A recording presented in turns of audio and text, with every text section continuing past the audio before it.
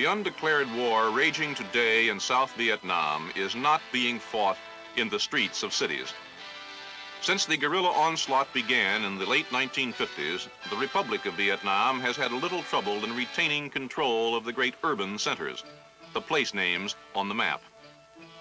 But the Central Highlands, the Quan Son Cordillera, are a mountainous, largely jungle-covered region remarkably like those mountainous regions of Spain where the term guerrilla was born. Here, everything favors the lightly armed, fast-moving irregular. And it is here that the struggle for Vietnam may ultimately be decided. For the Quan Son dominates both the rich rice bowl of the Mekong Delta to the south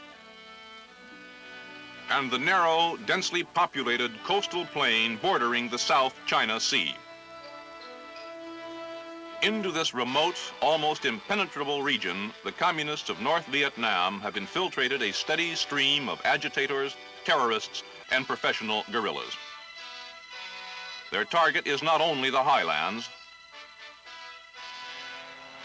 but the whole of Vietnam. Military strategists on both sides of this struggle are agreed that he who gains the highlands will have won the fight for Vietnam. The military and political history of few nations have been so greatly influenced by geography. For more than 900 years, the emperors of China dominated all Vietnam, except the highlands. Here in the 13th century, the Mongol Emperor Kublai Khan suffered one of his few defeats.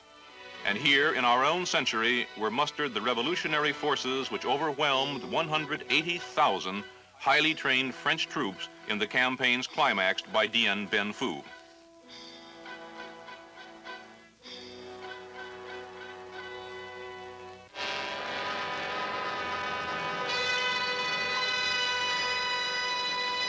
Villages of the highlands are inhabited by many races, each with a tradition and a way of life distinctly its own. Known to the outside world by the French term Montagnards, or mountain people, they are known to themselves by such tribal names as Rade and Mong, are vastly different from the light-skinned lowlanders whom the world knows as Vietnamese. Believed to be the original inhabitants of the region before the arrival of the Vietnamese more than 2,000 years ago, most of the Montagnards continue to live a Stone Age existence in the midst of the 20th century. Confined for centuries to the isolated areas of the plateaus, the Montagnards have little contact with the city dwellers of the lowlands, take little interest in the complexities of modern life. For most of them, Vietnamese is a foreign language.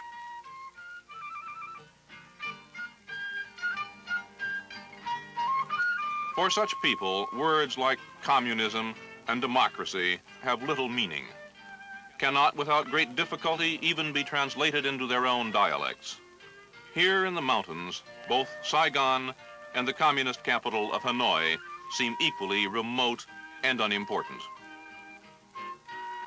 Through these mountain villages for more than a decade have passed increasing numbers of communist guerrillas, befriending the villagers, rewarding those who cooperate, terrorizing those who resist. The guerrillas have converted much of the highlands into a secure staging area for their assaults on the roads and population centers of the lowlands below. Americans encountering these people and this situation often feel transported 200 years back into time, to our own French and Indian wars, when British and French vied for support of Indian tribes on the frontier. And like the primitive tribesmen of those earlier wars, the Montagnard on his own ground is a formidable ally. Tough, muscular, a skilled hunter and woodsman, a man of great personal courage, the Montagnard holds the key to a strategically vital area of Southeast Asia. If he can be won to the government's cause and given the training and equipment to resist communist terrorism, the guerrillas' jungle sanctuary in the Vietnamese highlands will disappear. With this in mind, United States military advisors and the government of Vietnam early in the 1960s began a program to win the active allegiance of the Montagnards. Their primary objective was to seal off the hidden supply routes through the mountains from the communist north.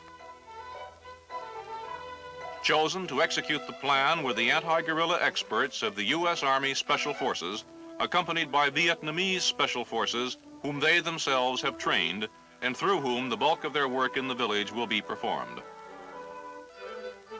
Equipped with all the skills of the highly trained airborne infantryman, the Special Forces soldier brings with him a number of unique abilities designed to meet just such situations. Selected for linguistic aptitude and a talent for tact and diplomacy, Special Forces personnel are adept at winning friends, from the village chief down to the lowliest peasant.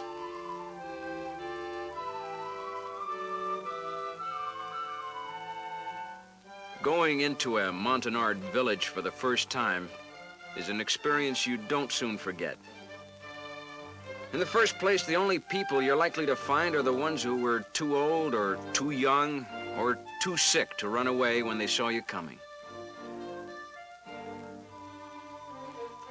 You give candy to the kids, talk politely to their elders, and try to convince everybody that you're not here to hurt anyone.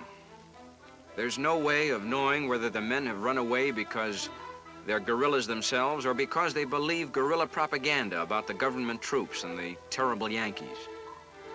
All you can do is keep your guard up and try to show by actions that you're here on a friendly mission. Our biggest asset in this kind of thing is the team medic. His main job, of course, is taking care of us. But there are no field hospitals in guerrilla fighting, so one of our medics has to know a lot about his business.